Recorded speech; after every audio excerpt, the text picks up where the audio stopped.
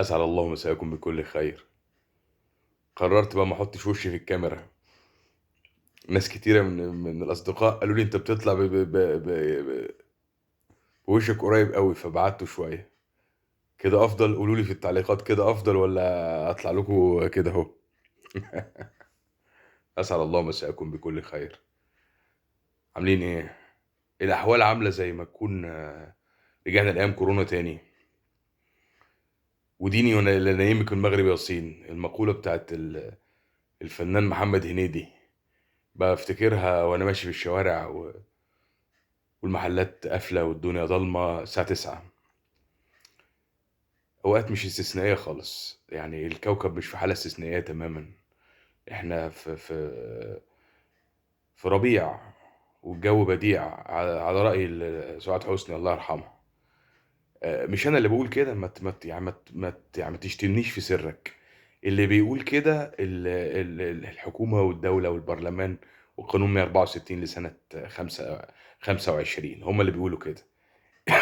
حالات استثنائية في مصر والعالم انتهت، ولم يصبح للقوانين الاستثنائية أي دواعي أو أي مكان في ظل العالم الذي أصبح عالما جميلا تسوده الفراشات والورود، وفي ظل الازدهار الاقتصادي اللي احنا بقينا فيه، وإن كل مواطن قادر على شراء فيلا. فما فيش حاجة بقى لمسألة الإيجارات القديمة والعقود الرضائية والخلوات اللي الناس دفعتها والدعم اللي الدولة دفعته. مش مشكلة، هنيئا مريئا بقى على بطن الورثة. ربنا بارك لهم. والناس اللي هي ساكنة في الإيجار القديم دي بقى كفاية استثنائية بقى في الحياة. يعني اكتفي بقى بهذا القدر من الاستثنائية، ونبني لهم بقى أماكن أخرى اللي ما عندوش فيلل منهم طبعا. وبقية الشقق بقى ترجع للورثة يبيعوها للسادة الخليج المحترمين، أو أي حد دولته متدمرة أو هتتدمر الفترة اللي جاية. فمحتاجين بقى يعني نعمل حركة رواج كده في العقارات. انتوا عارفين احنا بنحب العقارات وبنحب التداول في العقارات، وبنحب يعني مسألة يبقى في حركة كده، الحركة فيها بركة، فيها ضرايب، وفيها حاجات كتيرة حلوة يعني.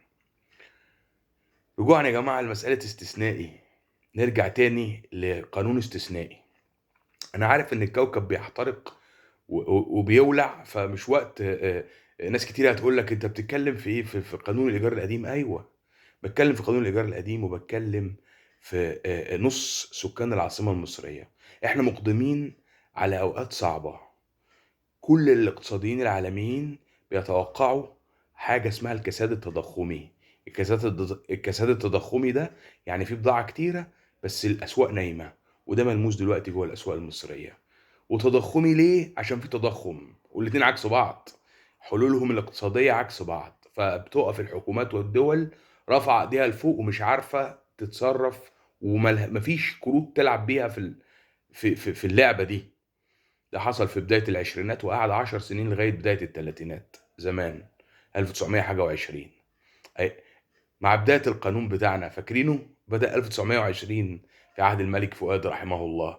النهاردة ها بيحصل نفس القصة، والاقتصاديين بيتوقعوا ده مجددا بشكل أسوأ وبشكل أقوى، لأن التجارة العالمية والعالم أصبح قرية صغيرة ومتجذر في تشابك وحدوث أي مشكلة اقتصادية لدى الأطراف الدوليين بتأثر على الجميع. في ناس كتيرة من أصدقائنا يقولوا ما تتكلمش في الاقتصاد، إيه علاقة الاقتصاد بالقانون الإيجار القديم؟ نعم، إيه علاقة الاقتصاد؟ الاقتصاد هو المحرك الرئيسي للسياسة، هو اللي بيصب في حياتنا النهاردة. ناس قال لك احنا مالنا بالحرب بتاعت إيران وأمريكا؟ مش دي لما علت البترول وعلت سعر الطاقة في العالم، حضرتك ما حسيتش بالبنزين اللي غالي في المحطة واتباعه دلوقتي، ولسه برضو ما حسيناش بشكل جامد ان كل السلع هتعلى نظير ارتفاع البترول ونظير ارتفاع الدولار؟ حضرتك ما خدتش بالك ان كل حاجة متشابكة مع بعضها وان احنا متشابكين مع العالم؟ رجوعا، ايران وامريكا، حرب ايران وامريكا ملهاش، يعني كده كده هتأثر علينا، ملهاش مخرج. ازاي؟ لو امريكا تم ان هي مشيت من الحرب دي وقررت وقف العمليات، إيران هتفرض رسوم على السفن، وهيبقى الخليج غير مستقر، وهيبقى فيه حالة بلبلة. ولو أمريكا قررت تضرب إيران بقوة لدرجة إنها تضلمها وتبوظ محطات الكهرباء بتاعتها ومحطات المياه، هترد إيران رد انتقامي مدمر. احتمال يضرب في مفاعلات ديمونة في إسرائيل، واحتمال يضرب كل مراكز الطاقة وشركات ومصافي الطاقة في الخليج، النفط والبترول. وده هيؤدي لكارثة كبرى في المنطقة، هيدفع ثمنها أرض العرب والمسلمين، والعرب والمسلمين في بعضهم. وأمريكا بعيد في المحيط، وراء المحيط، عندها اكتفاء ذاتي من البترول ومن الغاز وبتصدره العالم كله، وبعيد عن أي تلوث إشعاعي أو تلوث بيئي هيصيب أرض العرب والمسلمين. وهتبقى هي نجحت هي والكيان في صناعة حرب بين العرب السنة، المسلمين السنة والمسلمين الشيعة، اللي هم كانوا بيحاولوا يعملوها بقالهم سنين وفتن كتير ومش قادرين يعملوا ده. هم جايين يعملوه بنفسهم المرة دي، وبيزقونا فيه وبيزقوا اخواننا العرب فيه، سواء شاءوا ام ابوا.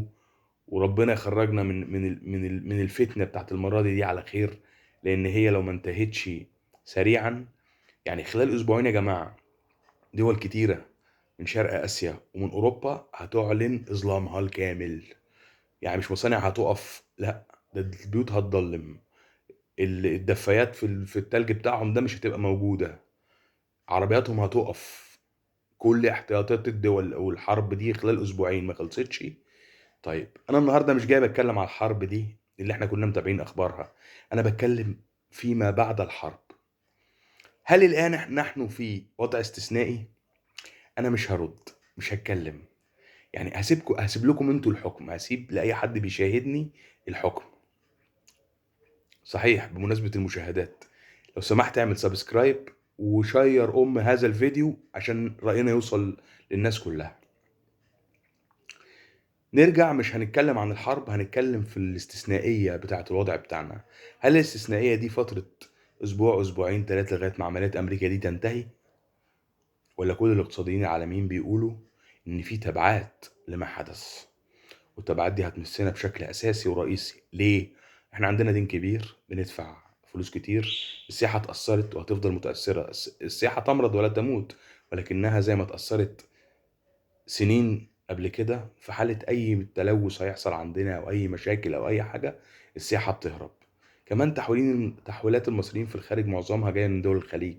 في حاله اي بلبله في دول الخليج هيبقى عندنا مشكله في تحويلات المصريين في الخارج بتاعتنا. ده بالعكس، ده ممكن يحصل وفود للمصريين دول كمان هنا في مصر، مزاحمتهم للي موجودين في سوق العمل المصري، وده هيسبب تضخم. ده تاني حاجة بتجيب لنا عملة صعبة. الجزئية التالتة قناة السويس وباب المندب، اللي هيبقى فيه مشاكل برضو من الحوثيين لو الصراع ده ما انتهاش مع الكيان، ما بين إيران والحوثيين والكيان. وبل بالعكس، ممكن يتضخم وتخش في أطراف أخرى. بعد كل ده ما ينتهي، هل العالم هيعود لما كان عليه؟ هل الدين بتاعنا هينخفض؟ هل وضعنا الاقتصادي هيبقى في امان؟ كل الاقتصاديين بيقولوا في حاجه اسمها كساد تضخمي هتصيب العالم عده سنوات. هل في الوقت ده الدوله المصريه قادره على بناء مدن ووحدات بديله ل... وهي مش ما بتصرفش دلوقتي اصلا على الصحه والتعليم بالشكل الكافي، وفي حاجات كتيره في الدوله محتاجه تكمل مشاريع؟ هل الدولة تبقى فاضية للكلام ده؟ دي واحد. اتنين، القانون الذي ادعيته انه استثنائي، قانون 149 لسنة 77، وقانون 81 لسنة 136 لسنة 81، السنوات اللي ما كانش فيها اي حاجة استثنائية، بل بالعكس كنا في ازهى عصورنا بعد الحرب، وابتدينا ننفتح اقتصاديا، وابتدى يبقى في دعم من امريكا، وابتدى يبقى في معاهدة سلام، وابتدت الدنيا كلها تأتي طبعا للتجارة مع مصر. والعالم كله كان في خضم الثورة الصناعية، والرغد فضل ممتد لغاية التسعينات. فهل اليوم لما العالم كله بيعاني ودول أوروبا بتعاني والحروب على الناصية عندنا وممكن تمتد، وحوالينا في الأربع اتجاهات. هل الآن وقت غير استثنائي؟ لسه مصرين على إن الوقت اللي احنا فيه دون ليس وقتا استثنائيا وأن القوانين الاستثنائية آن الأوان اللي تنتهي لم تكن قوانين استثنائية في الأساس، بل كانت عقود رضائية صدرت في أعوام لم يشبها شائبة. أنا بحاول أتذكر هذين العامين بتحديدا ما الذي حدث فيهما في العالم، حتى مش شرط في مصر، لا أجد شيئا يذكر.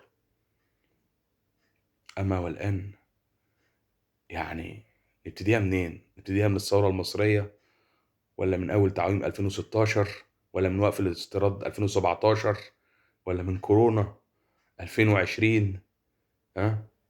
ولا من حرب روسيا وأوكرانيا، ولا من حرب غزة، ولا مؤخرا من حرب إيران والكيان وأمريكا؟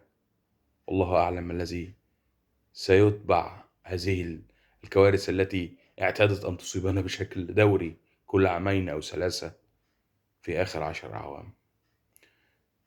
حفظ الله وطننا مصر وحفظ كل شريف فيها، ونطالب من السادة المسؤولين في الدار المصرية آن الأوان لإنهاء هذه المهزلة الخاصة بقانون 164 لسنة 25 لتطمين وتهدئة الشعب المصري.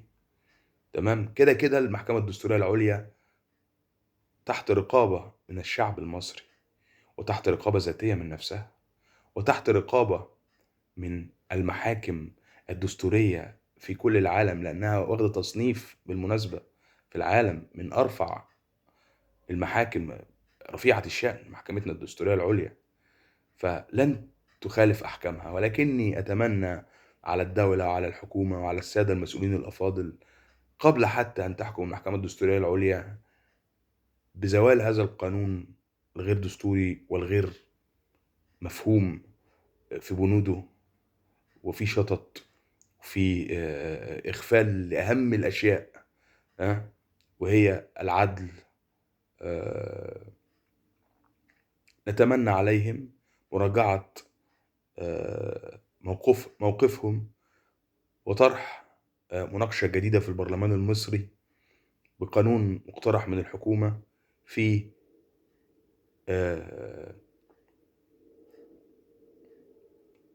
بنود جديدة تتماشى مع الأحداث الراهنة والفترات القادمة، وتراجع عن موقف القوة في مسألة نستطيع أن نبني ونستطيع أن نزيح نصف سكان العاصمة من أماكنهم إلى تهدئة وتحسين الأوضاع. وإذا كان فعلا مصلحة السادة المؤجرين هي ما كانت تصبو إليه الحكومة، فبعد أن ترفع الإيجارات بشكل متوازن، أعتقد أن مثل هذا يصيب المسألة